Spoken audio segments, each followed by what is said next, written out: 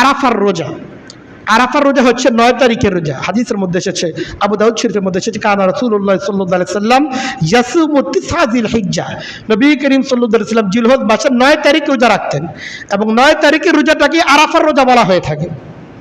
আর ব্যাপারটা হচ্ছে চন্দ্রের হিসাবে যেহেতু আমাদের দেশের সাথে অন্যান্য বিভিন্ন দেশের সময়ের পার্থক্য আছে, তারিখের পার্থক্য আছে, কাজে যেই অঞ্চলের মানুষের জন্য যেই দিন 9 তারিখ হবে ওই দিনই তাদের জন্য আরাফার দিন এবং ওই দিনই রোজা রাখা তাদের জন্য সুন্নত হিসেবে গণ্য হবে। আমাদের সমাজের মধ্যে অনেকে মনে করেন যে না, আরাফার ময়দানে হাজিরা উপস্থিত হইতে তো আগের দিন, কাজে আমাদের মধ্যে রোজা রাখতে হবে আগের দিন। আসলে আরাফার ময়দানে হাজিদের উপস্থিতির সাথে এই রোজার কোনো সম্পর্ক নাই। রোজার সাথে কোনো জায়গার সম্পর্ক হয় না, রোজার সাথে সময়ের সম্পর্ক হয়। বিষয়টা বোঝা চাই। আসলে আরাফার ময়দানে হাজিদের উপস্থিতির সাথে এই রোজার সম্পর্ক নাই। বাকি হ্যাঁ, এই দিনটাই যেহেতু আরাফার ময়দানে হাজির উপস্থিত হয়ে থাকে এই জন্য এই দিনটার নাম পড়ে গেছে আরাফার দিন।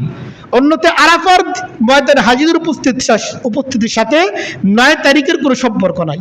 কাজেই আরাফার রোজা হচ্ছে যেই দেশে যারা 9 তারিখ যেদিন গণ্য হবে সেই দিনে তাদের জন্য আরাফার দিন, তারা সেই দিন রোজা রাখবে। তবে হ্যাঁ, জিলহজ মাসের প্রত্যেকটা দিন অত্যন্ত ফজিলতপূর্ণ। আপনি আরো বেশি রাখতে চান, 8 তারিখে রাখতে চান, ওদের দেশে ওই দিন, আমাদের দেশের 8 তারিখে ওই 9 তারিখ আরাফার ময়দানে হাজির উপস্থিত হয়েছেন, সেই দিন আপনি রাখতে পারেন, সমস্যা নেই। কিন্তু আপনি কি সুনির্দিষ্টভাবে একদিন রোজা রাখতে চান, তাহলে হাদিসের মধ্যে এসেছে কানা রাসূলুল্লাহ সাল্লাল্লাহু আলাইহি সাল্লাম ইয়াসুমু তিসআযিল হিজ্জা, নবী করিম সাল্লাল্লাহু আলাইহি সাল্লাম জিলহজ মাসের 9 তারিখ রোজা রাখতেন এবং সেই দিনটাই ছিল আরাফার দিন। আরাফার ময়দানে উপস্থিত হওয়ার সাথে যদি এই রোজার সম্পর্ক থাকতো, আরাফার ময়দানে উপস্থিত হাজিদের জন্য এই রোজা রাখা সুন্নত হইতো।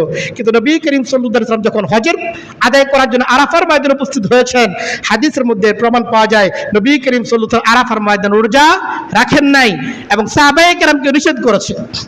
একজন উলামায়ে কেরাম বলে থাকেন, ফুকাহায়ে কেরাম বলে থাকেন, মুহাদ্দিসিনে কেরামের বক্তব্য এটা, আরাফার ময়দানে হাজিদের জন্য রোজা রাখা মাকরুহ।